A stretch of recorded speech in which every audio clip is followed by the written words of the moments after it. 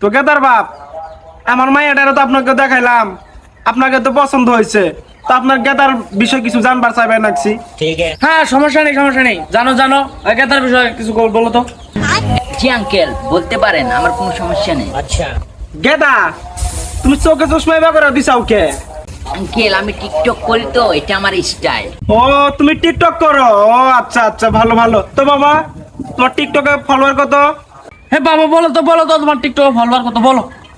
Uncle, আমার টিকটকে follower হচ্ছে 1000, ফেসবুকে 200, ইনস্টাগ্রামে 500।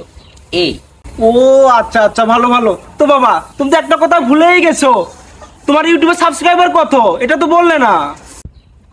আঙ্কেল, আমি 2-3 বছর ধরে কাজ করি তো, আমার তাও অনেক সাবস্ক্রাইব হয়েছে, 100টা। তোমার গেট আছে না? আমার গেদি অনেক ভালো, আমার গেদির এতগুলো ফ্যান ফলোয়ার, আমার গেদি তো রাস্তাঘাটে বের হইতেই পারে না। এ বলে আপু একটা সেলফি, ও বলে আপু একটা সেলফি। এর কারণে আমার গেদির আমি সবসময় ঘরে রাখি, বাইরে বেরোতে দেই না।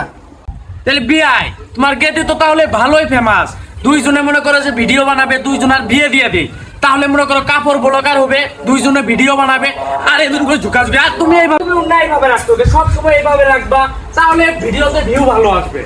আর যখন আমার গেদার সাথে ভিডিও বানাবে না, মাঝখানে একটা দিন করে ছাকি দিবা তাহলে ভিউ আর ভিউ, বুঝো নাই? এইভাবে অন্য রাখবে না, অন্য সবসময় খোলামেলা রাখবা।